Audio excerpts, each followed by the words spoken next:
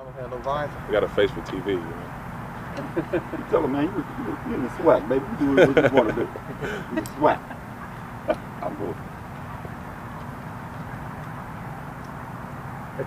I can go. I always wait for the cameras to make sure they're ready to go. They're all good. But Ron, just as far as having another quarterback, what's it sort of been like this week without James' first game?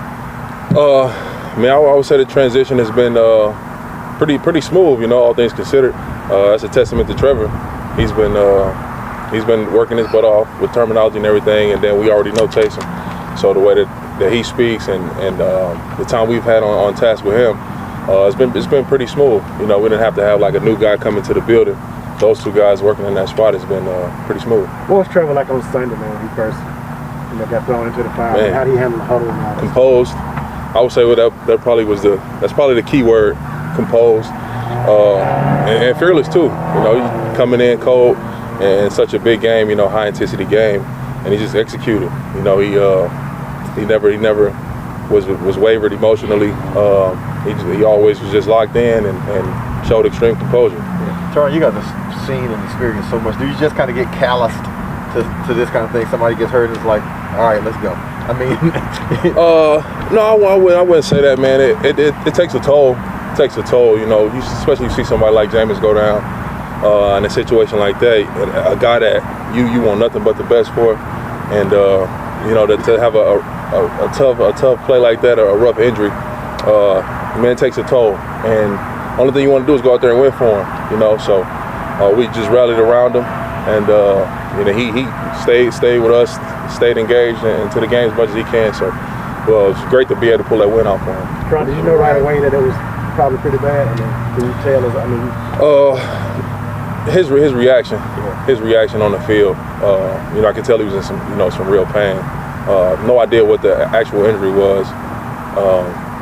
And yeah, it's just extremely unfortunate. What did that mean to you that you went into the tent, Alvin went into the tent, some other guys went into the tent, and you were the one that put him on the cart? I mean, we anybody will do that for anybody on this team. That's how we are, really. You know, we bring that family orientation around. You know, you really play for each other, care about each other. So I had to go check on my brother, you know, and just so happened I was the one right there to put him on the cart. What does it say maybe about the culture you have created here? You know, a lot of teams would lose their quarterback, and then Mike this week not coming back. Yeah. And even if they didn't admit it, there may be kind of a sense of uncertainty or panic, but there doesn't seem to be that here. Man, we've been battle tested. We've been tested time and time again through adversity, through change, adjustment. Man, it's, you know, we represent this city, and it's a lot like the city. Things that we can't control, we got to just pick ourselves up and keep going. So that's the makeup of this team. That's the mentality of this organization. You know, since I've been here and even before me. You know, what else can we do? We got to go out there and put our best foot forward on Sunday. Back to Mike. More bad news and that he's not coming back this season. How disappointing was that to hear for y'all? I mean, disappointing for him. You know, I know a guy like Mike. This is his life. You know, he's locked in every day. He wakes up 5, 6 in the morning. He's pre-rehabbing before he comes to rehab. You know, so a guy like Mike T, best receiver in the NFL. So we're missing a huge piece. You know, that a lot of people take for granted because they haven't seen him in a while. But it's Michael Thomas. You know, so it's tough. It's tough missing him. You know, just definitely, like I say, feel for him not being able to play. I know what that's like, sitting away from what you love to do. What's this? I mean, you've been in the league, what, this is 8th year? 9 year, yeah. Take that year away from me. What's the just the Falcon rivalry? What's it sort of like feeling like just to be a part of it? I mean, a lot of history, a lot of great games, and not so much back and forth, in my opinion. I feel like we've been, you know, on top throughout my career, but it's always a great week leading up. The fans get into it. Just a great week of NFL football. You got like one memory from the Falcons game that stands out, a play or anything in particular? When you think about Saints Falcons? Drew, that Drew run when he hit the spin on 2, you know, there's a little, you know, Drew Vick. That was special. This is the first time we've talked to you since Mark Ingram came back. Yeah. What was your reaction to that news, and how happy are you that he's back here? Extremely excited. You know, that's my dog. for sure. That's a lifer right there. So extremely excited. Not even just personally though, but what he brings to the field, the energy he brings to the locker room, the energy he brings to the field, experience, and then his ability. You got a chance to see Sunday, small sample size of what he does on the field. He's always moving forward, falling forward. He's only 63 or so yards away from breaking Deuce's record. How cool would that be? It's only right. It's only right. Stars align. He's back. He's going to be the all-time leading rusher in Saints history. That's a great thing. Ron, you expect the crowd to be pretty loud this week? What? I don't expect nothing less. Listen, the crowd was crazy Sunday against Tampa. Amazing, extremely. It was electric in that place, just how I remember. And we need it back even more this weekend. Thanks, Ron. Thank you. Yeah, I've been working overtime over there.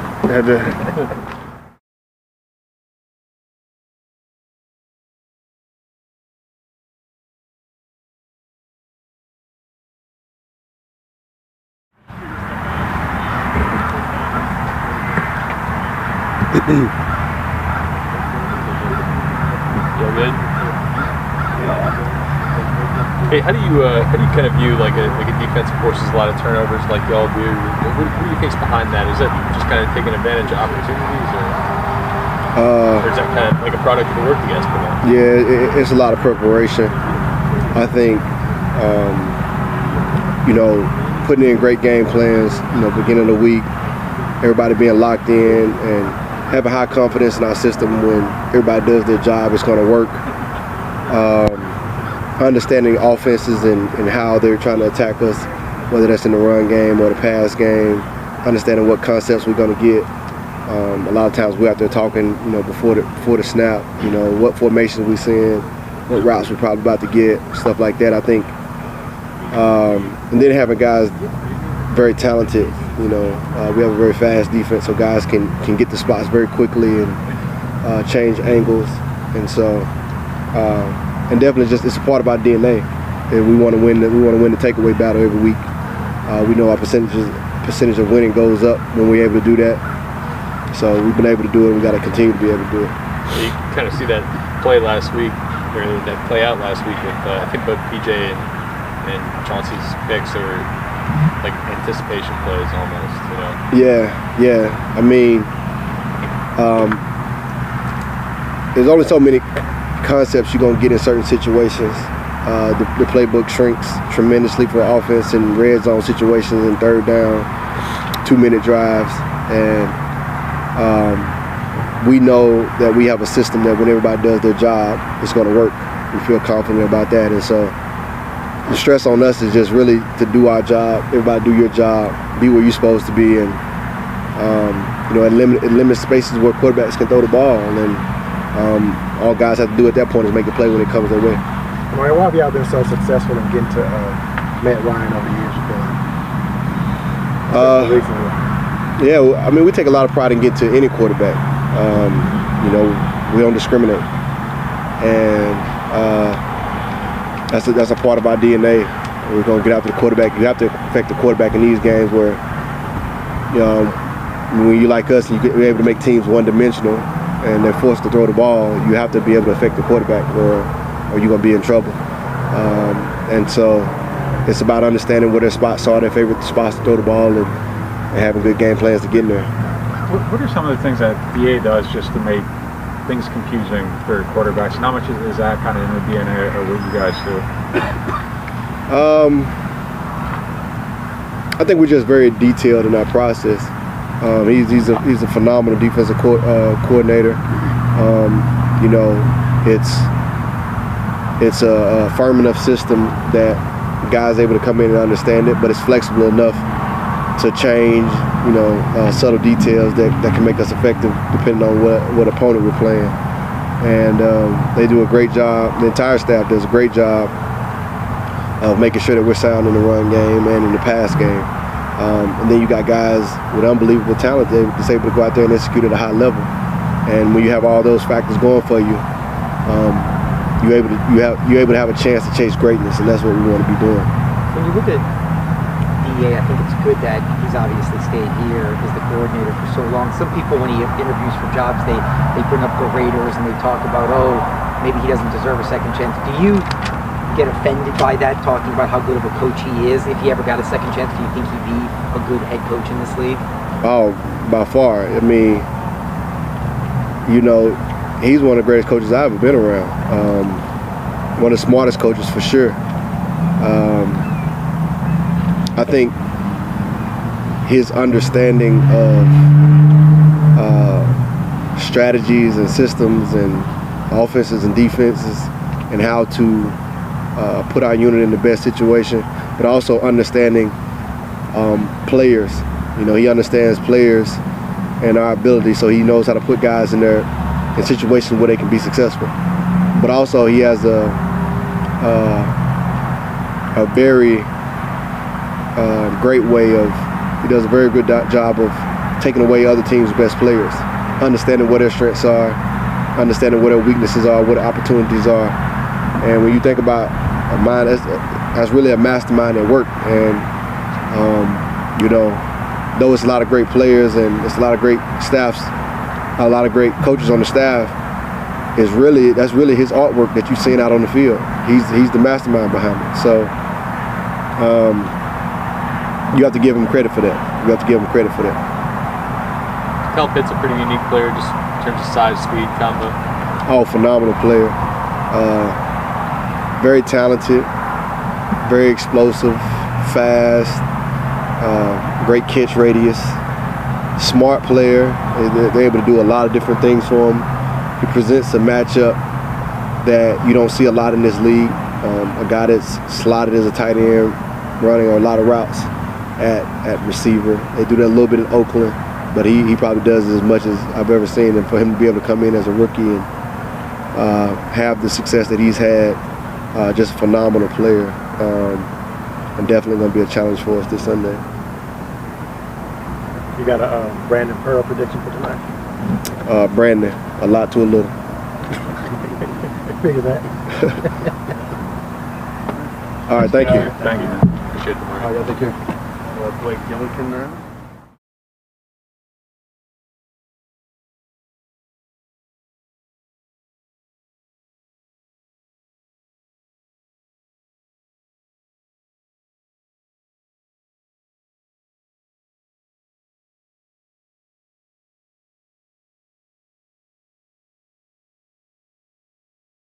Player of the month is better than player of the week, right?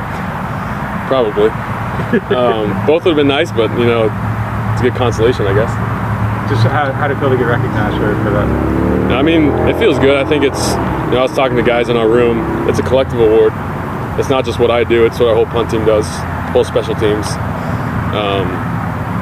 Back in college, James Franklin always told us that, with team success comes individual recognition, and that's kind of what this is. So just really thankful to have the best two gunners in the league, best snapper in the league, great punt protection, great coverage. That's really what this is. So it feels good, but for everybody. Nice to have back-to-back games kicking in a controlled environment, not having to worry about wind and rain and all that stuff. Yeah, playing in New Orleans is great, especially in front of our fan base. I told our new kicker Brian before last game that it was going to be crazy, but that wasn't even the start of it. It was unbelievable atmosphere last weekend, and hopefully have it this weekend also. But yeah, I think we started 5 or 6 games outside, which is not exactly how I envisioned it going, but it kind of worked out. I played outside all in college, right? And most teams play outside, so I just happened to get lucky and play 8 games inside every year. So. And you're out here sleepless in this weather. We're all talking about how cold it is. Hey, no, this isn't anything. It's nothing. Yeah. If I could ask you, you mentioned his name. Speculation is, about James Franklin, other schools, potentially even LSU. Just for maybe people here that don't know him, why is he, or in your opinion, a good coach or a great coach? Listen, from the time he recruited me, he got to know my family really, really well, and he still connects to my parents on a personal basis. My parents just went up there last weekend. He sat down and had a conversation with him. He texts my mom still. He's just an unbelievable human being. He made my time up there unforgettable. I was a 2-time captain up there, had a lot of conversations with him about, ins and outs of the program and stuff like that. But I think, he's a great fit anywhere, in my opinion. And he creates a family-like atmosphere that I was really looking for when I went to college. And, I think that's successful really anywhere you go. What's your kind of personal view on success? Like, you've been a lot of it early. Like, how do you try to stay level? Yeah, there's no question. I mean, we still have 10 games left this season. So, just to wait for the helicopter to pass or something.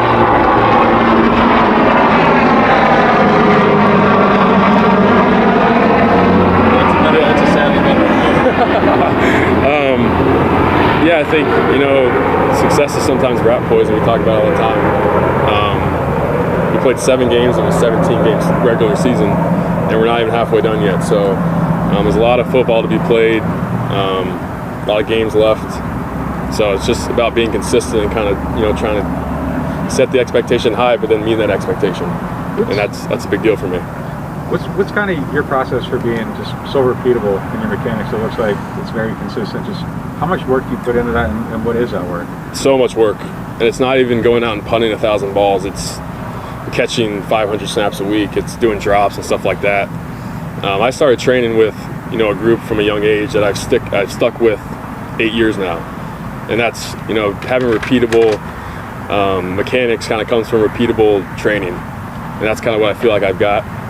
I train with AJ Cole from the Raiders and Jack Fox from the Lions. Those guys are 1 and 2 in the league right now, and they just constantly push me to be better. I think that's a big deal. Do you go somewhere to like? Yeah, we train out of Birmingham, Alabama. Okay. So we've trained with Coach Mike McCabe for a long time, and we go work with Jamie Cole also. Guys like that have been doing it a long time. It's really just bringing guys together that there's only 32 of us at the end of the day, so it's a small fraternity, and we help each other out in the off season, and you see the fruits of that labor during the season. Yeah, appreciate it. Thank y'all.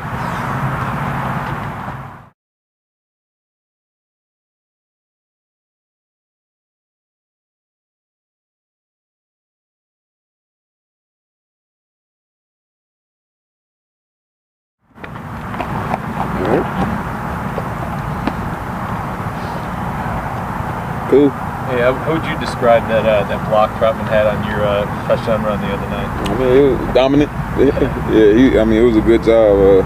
Sean was talking about it actually, and then Trout, he's a great player, so he handled it. We knew in during the week in practice we called it a touchdown, so Trout did a good job. You even gave him a couple extra seconds to hold on to that ball. Oh yeah, man, I made it hard. It's all good. Hey, Alvin, Teron was talking about Trevor, and he was saying the word that he would use is composed. Is that something that you notice right away when the guy gets in the huddle, or can you tell if the guy's shaky or something? Or you notice Yeah, I noticed that during camp. Okay. Trevor's just cool. Like, he's super chill. He just got like presence. It's like calm and presence. So, that's how he was when he got in the huddle on Sunday. It's like you would have thought he knew he was playing the whole time. So, I like him. He got a good demeanor. Beyond that, is there anything just about his game that stands out to you, the way he plays? He played well all camp. Camp.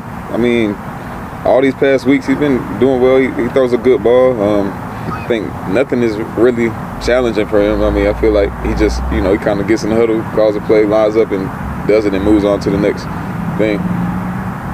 Hey, Alvin, last week you joked when Mark was coming back that you told Sean, you said, I guess future as a GM maybe. Do you follow goings on in the league, or no, not reach at out all. to other players? What I'm just saying. Not at all. No, I was about to get ahead of you. No, I don't. I didn't even go lie. I don't. Who got the Thursday night game? Indy and the Jets tonight. Now I know. Some rumors, innuendo about who could be going where. Yeah. When it happens, when it says breaking. Then I go and be like, hey, y'all seen? And they're like, yeah, that happened yesterday. I'm like, all right, I just found out. He was about to pitch a Pelican trade. What you got, Pelican? Oh, what you got? Oh no! Don't get started. What you got? We don't have enough time for that. He's trying to trade Zion, so. You trying to trade Zion to who? Not yet.